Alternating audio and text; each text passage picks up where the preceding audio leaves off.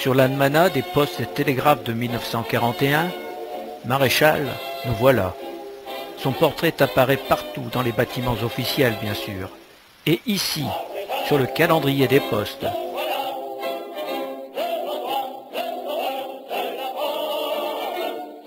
Maréchal, nous voilà. C'est aussi plagié sur un air d'opérette, la Margoton du bataillon, le titre de l'hymne officieux de l'État français, souvent chanté sur les ondes de Radio Paris et Radio Nationale. Pétain le savait-il? C'est un juif, Casimir Oberfeld, qui est l'auteur de la musique. Il périra en 1945 de froid et de faim, en déportation.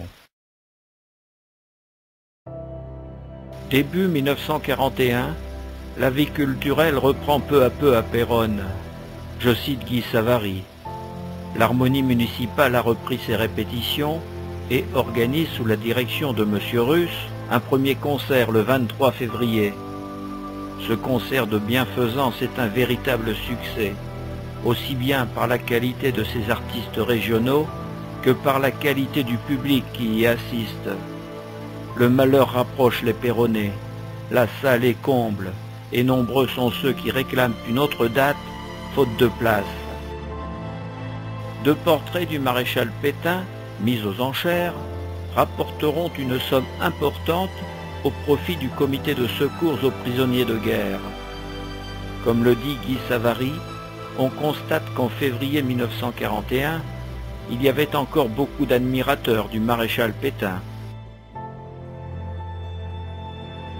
À la suite de ce brillant concert, M. Charles Picard, président de l'harmonie municipale, remet au président du comité de secours aux prisonniers de guerre une somme importante de 5 000 francs. Fermé depuis l'arrivée des Allemands et réquisitionné par eux-mêmes, le cinéma Le Picardie donne une première séance le 13 avril 1941. Lors de cette première séance, le président de la société immobilière, propriétaire du cinéma, remercia l'officier de la commandanture de Péronne d'avoir donné son autorisation, recommanda au public la plus grande correction pendant les spectacles et annonça aux actionnaires présents qu'ils allaient pouvoir toucher les dividendes du dernier exercice. Évidemment, ces films seront soumis à la censure et les actualités ne seront que de la propagande allemande.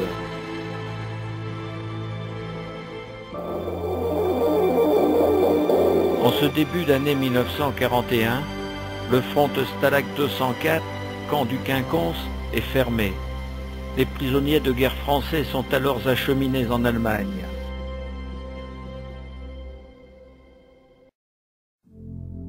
Le 18 mars 1941, Le Progrès de la Somme, journal régional, dans un communiqué préfectoral, invite les familles de prisonniers de guerre à se faire recenser. Le déclarant, le plus proche parent du prisonnier, est invité à se faire connaître et à se présenter à la mairie aux périodes indiquées.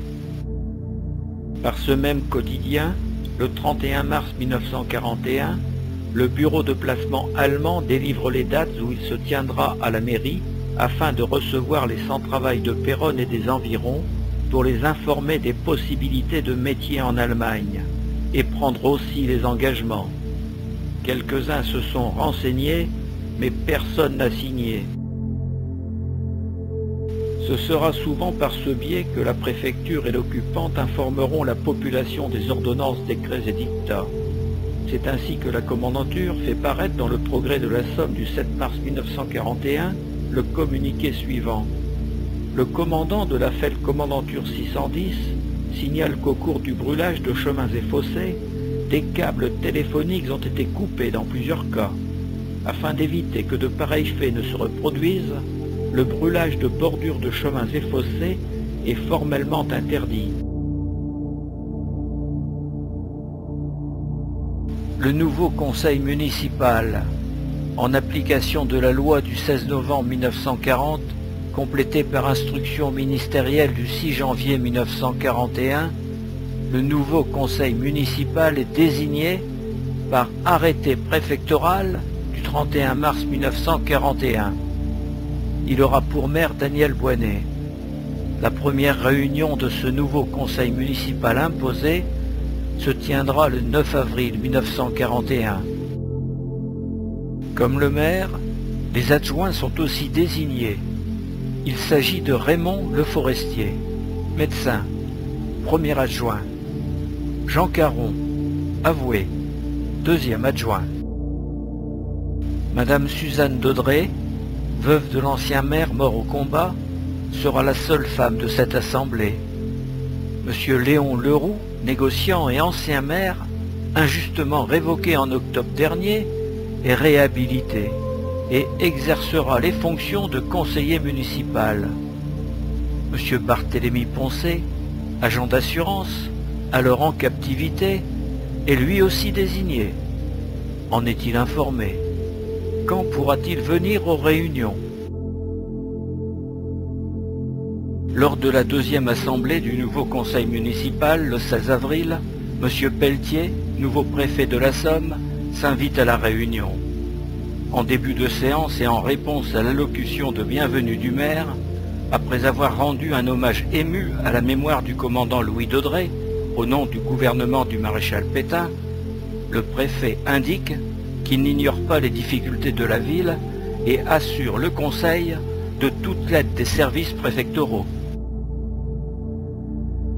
Il signale qu'il a demandé à l'État de participer aux dépenses de ravitaillement.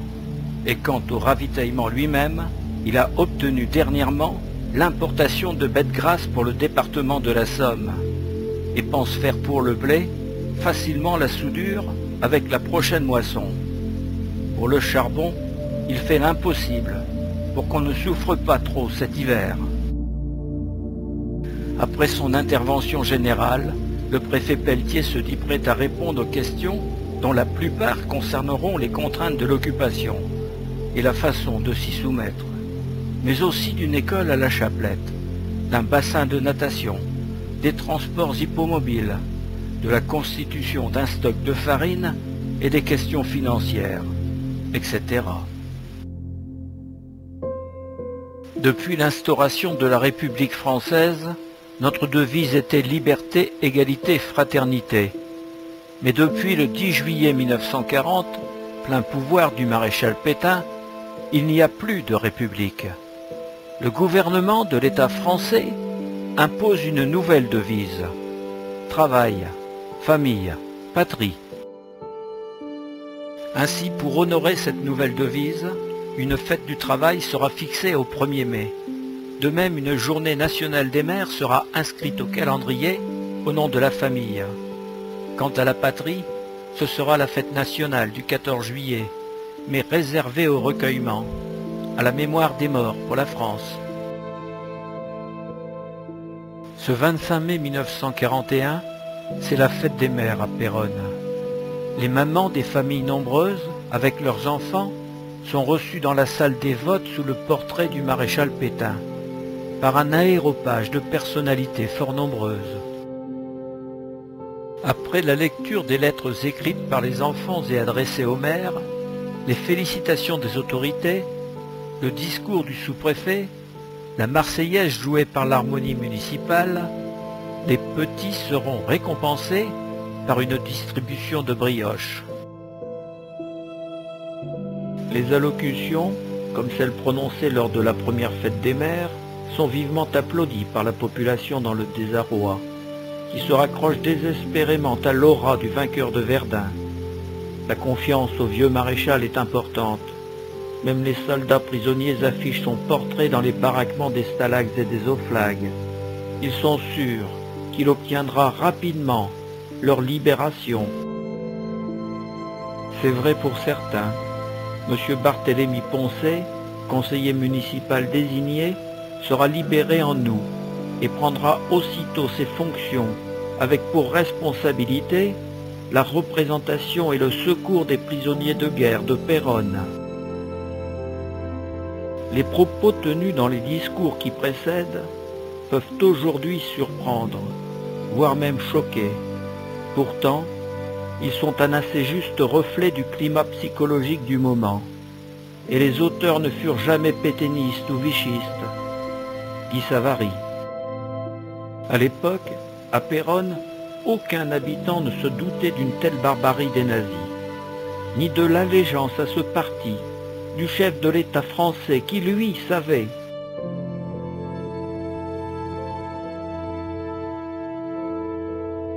Le pénible commentaire d'une telle affiche nous sera épargné. D'après les historiens de l'époque, il n'y eut aucun juif recensé à Péronne.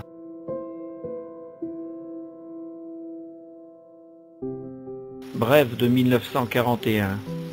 À dater de juillet 1941, le textile est contingenté. Les habitants sont invités à retirer leurs cartes à la mairie. Le charbon, lui aussi, se fera de plus en plus rare. Dans une communication du 12 juillet 1941, le préfet invite la ville à souscrire au profit de la famille du prisonnier de guerre une effigie gravée du maréchal Pétain au prix de 250 francs, ce qui fut fait le 26 août, ne pouvant s'y soustraire. Par circulaire préfectorale du 14 août, un terrain de sport provisoire est créé du côté du monument aux morts.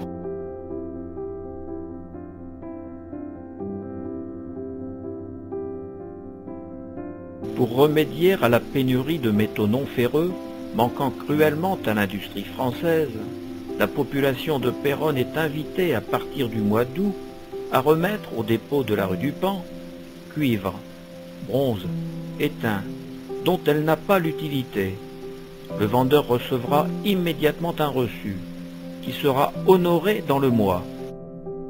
À partir de novembre, tout propriétaire de véhicule devra faire recenser son automobile, tracteur ou motocyclette.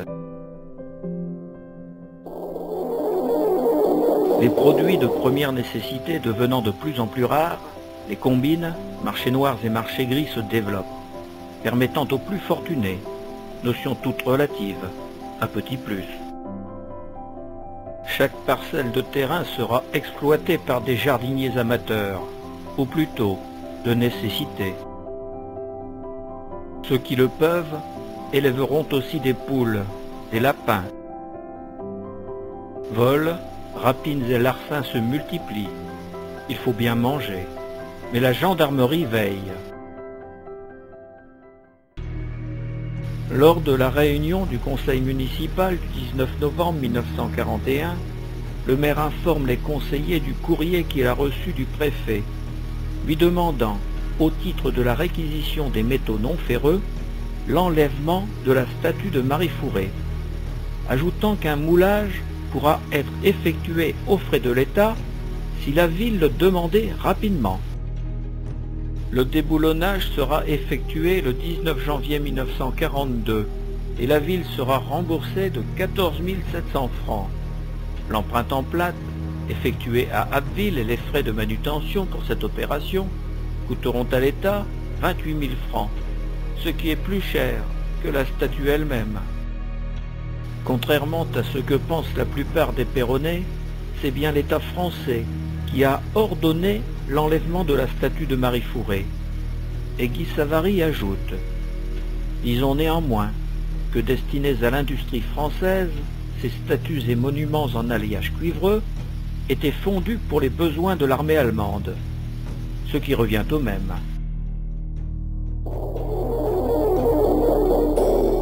Revenons aux métaux. En février 1943, un impôt métal proportionnel à la contribution mobilière sera instauré. C'est aussi à cette époque que les cafetiers seront contraints de remettre le zinc ou étain de leur comptoir. Contraintes et mainmises se poursuivent. Comme elle l'avait déjà fait en juillet 1942, l'armée allemande réquisitionne de nouveau les chevaux en ce début d'année 1943. La ville de Péronne, détenteur de deux de ces animaux, utilisés pour atteler le tombereau du cantonnier, et l'autre pour l'enlèvement des ordures, n'est pas concernée par cette saisie. Mais quel crève-cœur pour les propriétaires des possédés. C'est pour les faire crever en Russie, comme on le dit, les larmes aux yeux.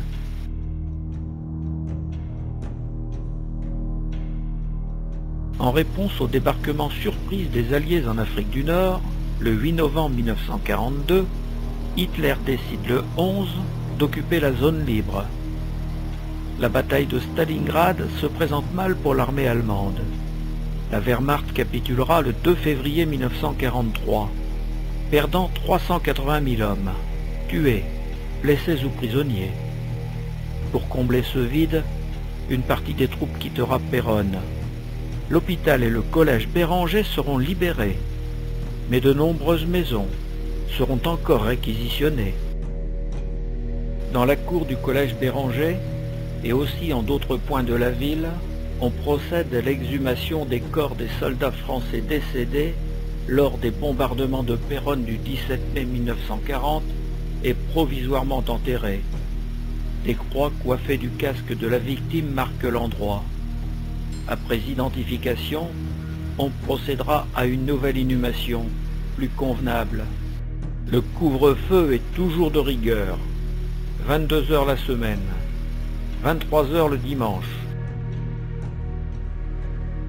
La commandanture est toujours installée à côté de la salle des fêtes. Son interprète, Mademoiselle Brobecker, alsacienne, est considérée par la population comme inflexible.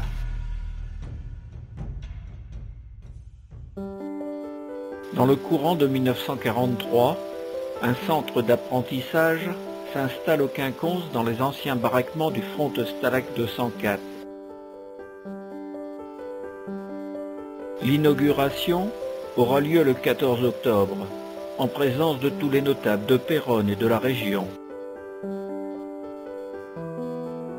Sous le portrait du maréchal Pétain, ce centre d'apprentissage, imposé par le gouvernement de Vichy, où la discipline est calquée sur le modèle de l'armée, a permis à de jeunes élèves d'acquérir des connaissances techniques indispensables, et aussi à quelques maîtres d'échapper au STO. Ici, l'atelier de menuiserie.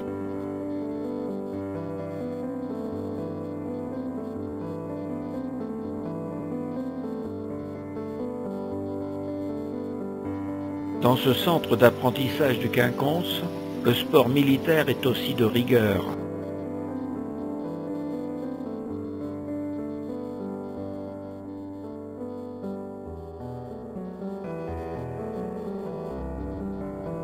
Que les sourires enjoués de ces jeunes apprentis devant cette clôture de barbelés ne nous fassent pas oublier que des prisonniers français ont séjourné dans ces lieux, le front Stalag 204, jusqu'en janvier 1941, et qu'ils sont toujours privés de liberté en Allemagne.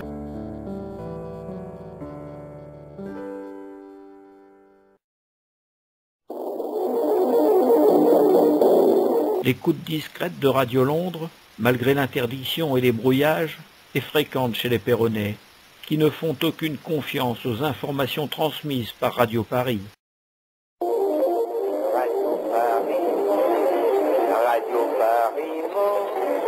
Radio Paris est allemand. Radio Paris ment. Radio Paris ment. Radio Paris est allemand. Le 6 juin 1944, tous les Péronnais ont l'oreille collée sur le poste de TSF pour écouter les dernières nouvelles de la BBC. Ici Londres. Voici notre quart d'heure français de l'après-midi. Front occidental. Les dépêches de dernière heure concernant les débarquements alliés sur les côtes françaises annoncent que les alliés y ont établi des têtes de pont et que de nombreuses troupes aéroportées sont descendues à l'arrière des lignes allemandes. La plupart des batteries côtières ont été réduites au silence. Des pilotes en vol de reconnaissance déclarent que les alliés avancent à l'intérieur des terres. Déjà depuis quelque temps, des alertes aériennes nous contraignent à nous réfugier aux abris. Les escadrilles en formation serrée volent haut dans le ciel. Ils bombardent l'Allemagne, comme on le dit pudiquement, mais aussi avec de l'amertume, des usines françaises. jusqu'au jour où l'on entend des déflagrations. C'est le terrain d'aviation de Mons-en-Chaussée qui est visé. Hier, c'était Méholt, où les Allemands font entretenir leurs avions. Le 15 juin, c'est maintenant Péronne qui est touché. Les Alliés visent le pont du chemin de fer de la Chapelette. Henri Scheffer est tué. Ce sera le premier mort. Le 13 août, vers 9 h du soir, après environ 18 bombardements, 4 morts et de nombreux blessés, dont certains décéderont à l'hôpital, le pont du chemin de fer saute définitivement, en laissant le pont routier intact. Paysage lunaire, tout le quartier est bousculé, l'écluse du canal, le silo agricole, de nombreuses maisons sont détruites, les dégâts sont considérables. Pour combler les trous, réparer les voies, un ordre allemand impose début juillet 1944 la réquisition de nombreux travailleurs. Guy Savary, dans son ouvrage « Péronne, la vie municipale entre les deux guerres mondiales et sous l'occupation 40-44 », auquel j'ai emprunté beaucoup de références pour réaliser ce document, nous y narre sa réquisition personnelle et la façon dont les travaux ont été exécutés. Désolation à proximité du silo agricole.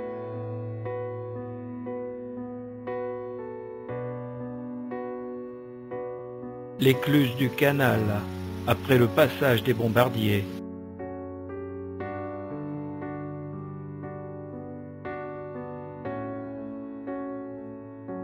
Les Alliés visent aussi les nœuds de communication, les moyens de transport. Les avions maraudeurs, sans objectif géographique précis, mitraillent et lâchent leurs bombes sur tout ce qui roule, tout ce qui paraît suspect. Et c'est ainsi que le 13 août 1944, à 9 h du matin, un wagon de munitions rempli de chédite explose sur les voies en face du boulevard du Sud-Est. Le cratère est béant, la déflagration est énorme, des toitures, des cloisons intérieures, des huisseries sont soufflées. Toutes les vitres de la ville volent en éclats, et aussi quelques-unes à Cléry, Douin, Ménilbrintel. La photographie de gauche nous présente le nuage de fumée de l'explosion vu de la chambre de commerce. À droite, les dégâts à la gare.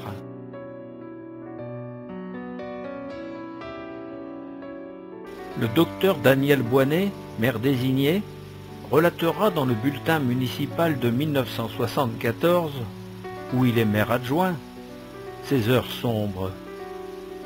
L'occupant me demande des hommes pour les travaux, remise en état des voies.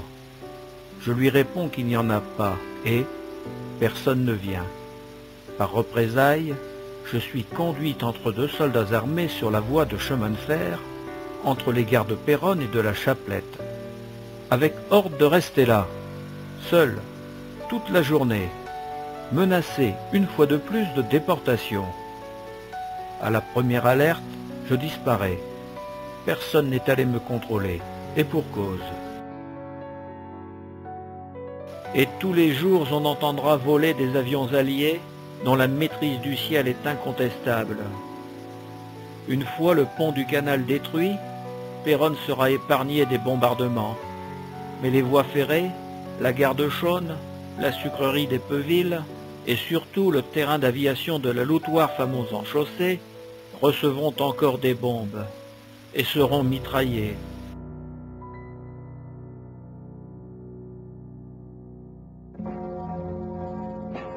Le 24 août au soir, les premiers soldats de la 2e division blindée du général Leclerc sont à Paris. Par TSF, les Péronnais euphoriques et inquiets l'apprendront très rapidement. Euphorique, Péronne n'est qu'à 150 km de Paris. Mais inquiets, les Allemands ne vont-ils pas établir une dévastatrice ligne de défense sur la Somme ?